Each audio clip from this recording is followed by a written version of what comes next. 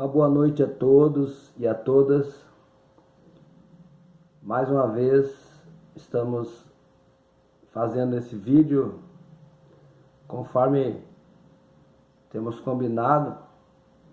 Quero saudar e cumprimentar você que vai assistir esse vídeo.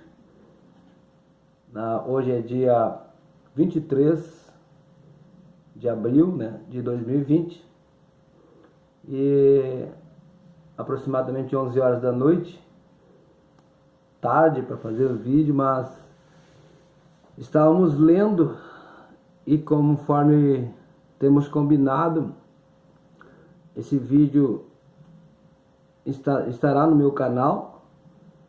Tínhamos falado no vídeo introdutório, no vídeo anterior, que iríamos falar sobre aqueles temas: o batismo em nome de Jesus, dízimos e ofertas, o ministério feminino, as línguas estranhas. E foi um vídeo de aproximadamente 25 minutos.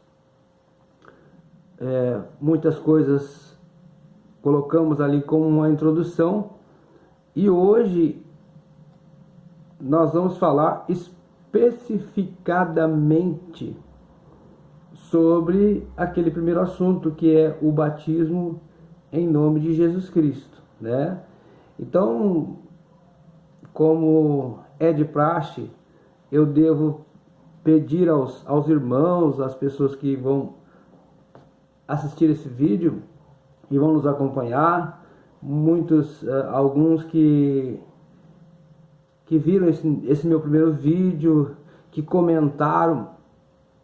Nos comentários ali é muito importante que aqueles que veem o vídeo façam seu comentário, dê o seu gostei ou o seu dislike, o like ou dislike. E aqueles que não são inscritos, ainda que se inscrevam nesse canal. E assim, de uma maneira, um vídeo grosseiro, de uma maneira simples, eu quero hoje falar sobre esse assunto do batismo em nome de Jesus Cristo, É importante dizer que há muitos argumentos a respeito de batismo, e geralmente as pessoas religiosas, pastores, ministros, líderes já de congregações, quando se toca nesse assunto do batismo, há alguns argumentos que eu quero ver se consigo me lembrar aqui, mas argumentos recorrentes são que não tem importância a fórmula como se batiza, que tanto faz batizar em nome de Jesus, só em nome de Jesus Cristo, como batizar em nome do Pai, do Filho e do Espírito Santo. Isso seria, no meu entender, uma interpretação relativista, ou seja, eu entendo que as coisas de Deus, a verdade bíblica, as doutrinas, ela é uma verdade absoluta. Em relação a Deus, a verdade de Deus é absoluta, não existe um relativismo, não existe a verdade de Deus e a verdade de cada ser que existe, não, seria relativismo, Mas em relação àquilo que Deus deixou escrito, aquilo que são regras para cada dispensação, para cada tempo, para cada época, período em que Deus trata com o homem a respeito de salvação, de perdão e salvação, a verdade de Deus, ela é absoluta, O que Deus determina é absoluto. Então, sobre o batismo, é muito claro sobre o batismo, sobre essa questão de batismo, que não há dois batismos, A Bíblia fala que há um só batismo em água, se referindo ao batismo em água, claramente, Claro que há o batismo com o Espírito Santo, mas esse não é batismo em água. Quando esse versículo lá se refere a um só batismo, ele está se referindo a um único batismo em água. Então, que fique bem claro isso aí. Então, se há um só batismo, o batismo na fórmula triádica, na fórmula trinitária, aquele batismo ou ele é verdadeiro, ou o batismo que os apóstolos ministraram em nome de Jesus Cristo, conforme Atos 2,38, está certo, ou um está certo e o outro está errado. Os dois não podem estar certos. Entende? Os dois batismos não podem estar certos. Há um só batismo. Uma só fórmula de ser batizado e isto valer, isto ser legal, isto alcançar a aprovação de Deus, e isto cumprir o propósito, né, pelo qual o batismo foi instituído, né? O batismo, ele tem, eu entendo, e segundo aquilo que eu já li acerca disso nas Escrituras, o batismo, ele tem um dos requisitos do batismo é o arrependimento, arrepender-se e ser batizado. Esse arrependimento, claramente, obviamente, só pode ser feito por pessoas adultas, né? Uma criança, no caso, não pode ser batizada, porque batismo compreende uma faculdade onde a pessoa tem capacidade de raciocínio, né? Tem a mente já formada. Quando o apóstolo Pedro fala, arrependei-vos e cada um de vós seja batizado, ou quando lá os primeiros discípulos, quando Jesus enviou eles para pregar, ou João Batista, a frase mais usada, a mensagem com que eles falavam era sempre essas palavras: arrependei-vos, pois, né? Arrependam-se, pois, porque é chegado o reino dos céus. Então, essa questão de se arrepender é uma questão que somente pessoas adultas, no caso, que têm consciência de pecado, que têm consciência que estão vivendo uma vida fora dos padrões de Deus, eles têm capacidade de se arrepender. Então, o pré-requisito do batismo primeiro, se arrepender. Então, se arrepender e ser batizado. Então, representando, o batismo, no caso, representando a morte e a ressurreição do Senhor, que é quando a pessoa submergida na água, né? Quando a pessoa é ali mergulhada na água, representando a morte, e quando a pessoa retorna, quando a pessoa é retirada da água, representando então a ressurreição e uma nova vida, né? Um novo tempo, né? Um tempo que ficou ali as coisas velhas e ressurgiu um novo homem, representando a ressurreição do Senhor Jesus Cristo. Então, para que essa entrada na comunidade cristã, que representa o batismo, esse momento em que eu começo a pertencer, então, a ser propriedade do Senhor Jesus Cristo, porque não tem a ver com pertencer a uma organização religiosa, mas ao pertencer, ao ser propriedade do Senhor Jesus, né? Então ali fica muito claro que tem que haver um nome que represente essa propriedade, esse Senhor do qual eu faço propriedade. Eu sou agora propriedade dele. Então, o capítulo 28 e 19 de Mateus, ele na minha opinião, ele é fora do contexto hermenêutico, né? O pessoal fala muito de hermenêutica, né? Mas não seguem as regras de interpretação que a hermenêutica ensina. Pessoas formadas no seminário não conseguem aplicar o básico das regras de hermenêutica. E esse Mateus 28, 19, no meu entender, a cristandade, a comunidade religiosa, imediatamente após João, após Policarpo, após Eusébio, trouxe a sua interpretação, porque já havia se afastado quase que completamente daquele plano original do Senhor Jesus, já estavam se afastando da simplicidade que havia em Cristo Jesus. Então, Mateus 28:19, numa análise mais profunda, tem algumas considerações acerca disso, porque o que está escrito em Mateus 28:19 é: ide e fazer discípulos de todas as nações, batizando-os em nome do Pai e do Filho e do Espírito Santo, né? E tem variação de traduções. Nós poderíamos ler aqui esse texto baseado aqui na nossa Bíblia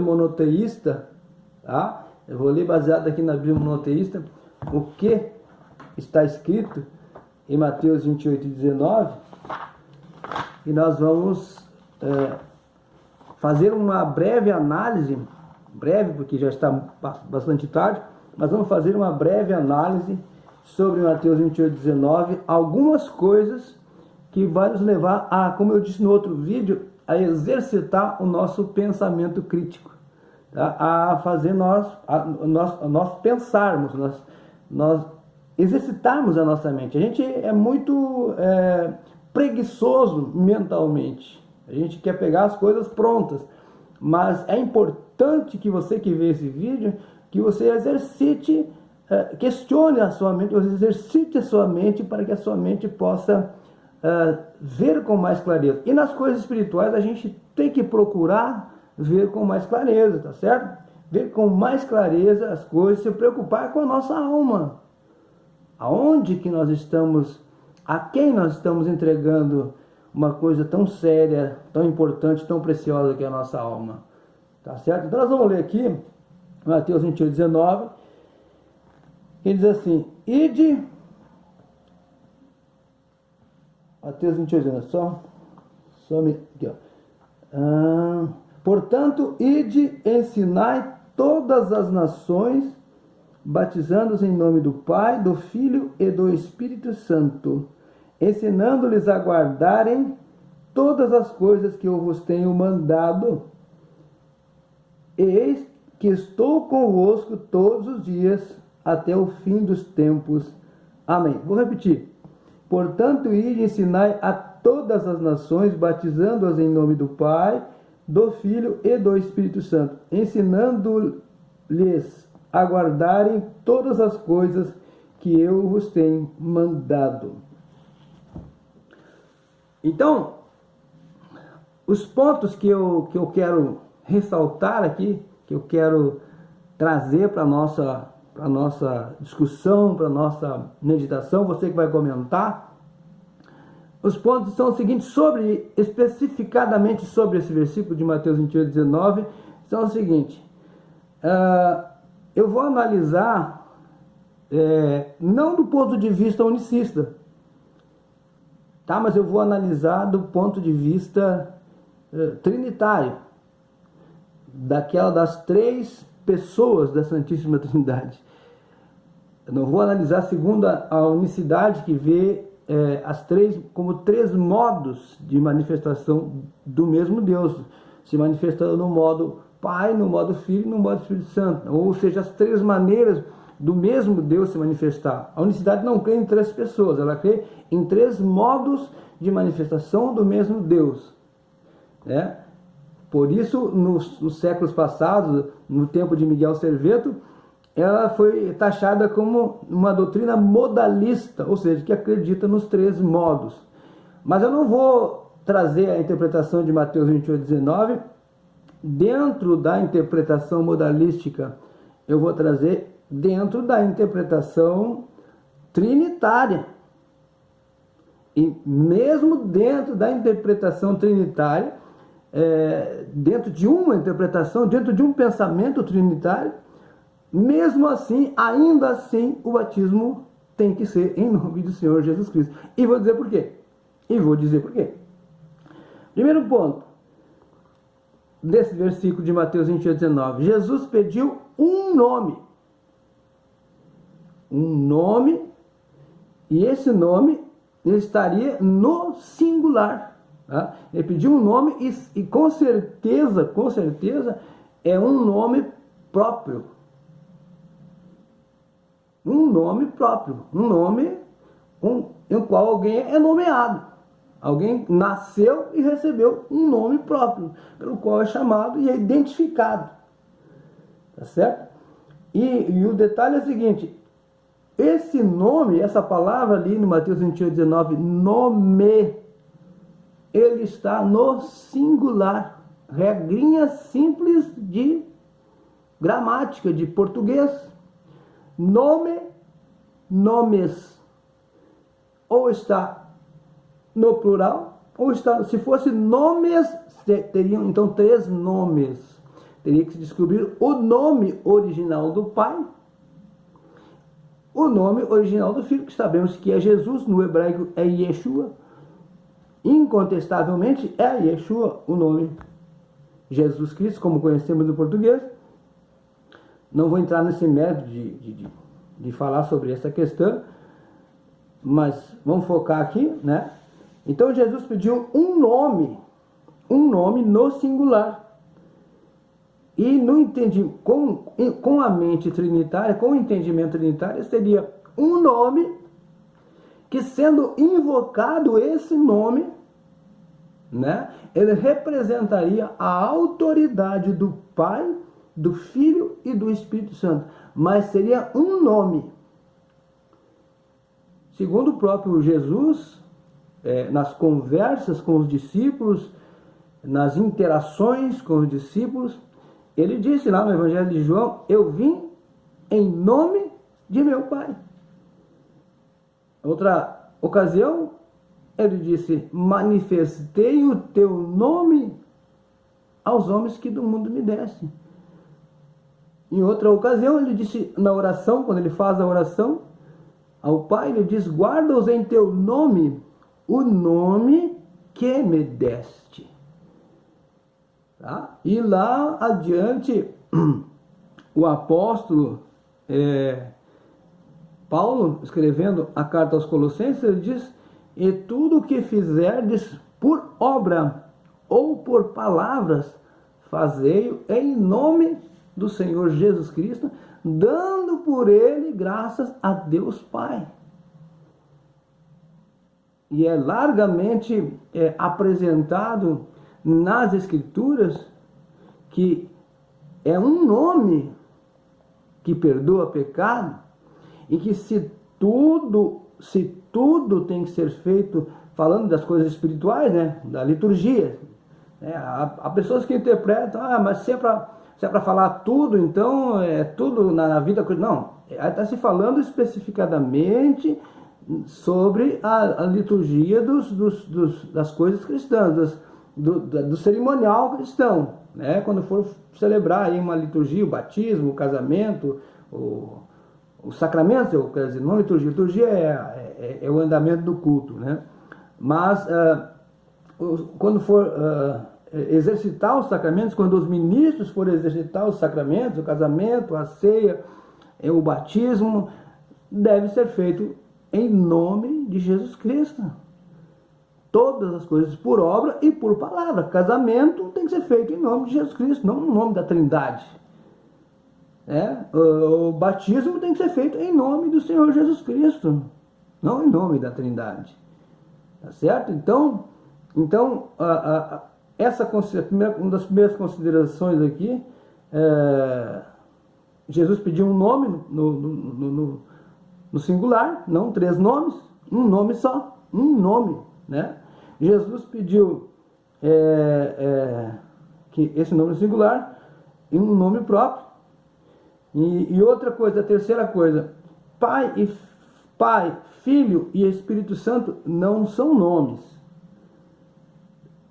Com certeza você não vai encontrar, por mais estudado e teológico que você possa ser, mais entendido, mais cheio de doutorados, de bacharelados, Você não encontrará na Sagrada Escritura, no Velho Testamento, em qualquer lugar, que o nome de Deus ou do Pai fosse Pai. Não existe isso. Nunca um israelita disse, olha, o nome do Eterno é Pai. Você não vai encontrar essa terminologia, ou qualquer profeta dizendo que o nome poderia até se referir a Deus como seu Pai, mas não chamando, não dizendo, não afirmando que o nome do eterno Deus de Israel fosse Pai. Tá? Não sei se vocês conseguiram me entender. Não há um versículo sequer no Velho Testamento onde o povo israelita, vou dizer judeu, porque judeu é uma tribo de Israel, uma parte do povo de Israel, mas você não vai encontrar nem nos patriarcas, nem nos profetas, você não vai encontrar nenhum juiz, você não vai encontrar nenhum rei afirmando ou profetizando que o nome de Deus, do Criador, fosse Pai. O Criador tinha um nome. Há polêmica de muitos nomes, Javé, Jeová, isso seria coisa para outro assunto, mas você não vai encontrar Deus sendo chamado pelo nome de Pai. Ele é Pai porque criou todas as coisas. Isso é um título que ele recebe. E quando ele toma a forma humana e se torna um homem, a palavra, o verbo, nasceu, toma a filiação. É interessante que as pessoas se referem, a doutrina trinitária se refere ao Filho eterno, né? É incompreensível, inconcebível que alguém que estuda tanto letras, que alguém que faz doutorado possa associar a palavra, a terminologia filho com eternidade. Filho e eternidade, filho e eterno, filho para ser filho eterno, são duas palavras que elas não têm compatibilidade entre si, porque filho pressupõe alguém que começou, alguém que nasceu, alguém que teve um início na existência, tá certo?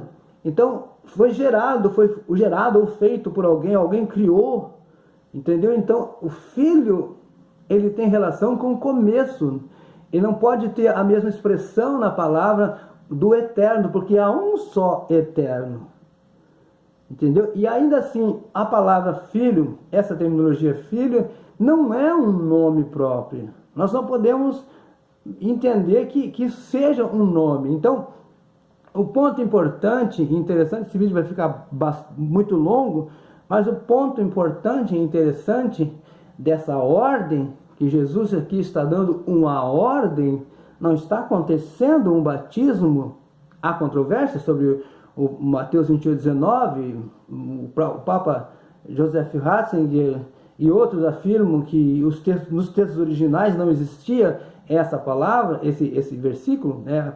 Nós podemos ver que ele está fora do contexto dos outros 4 evangelhos, e pode até ter uma certa verdade nessas afirmações. Há afirmações que dizem que Eusébio, que era um dos pais da igreja, quando se referia a Mateus 28:19, não usava essas palavras, Pai, Filho e Espírito Santo, mas apenas que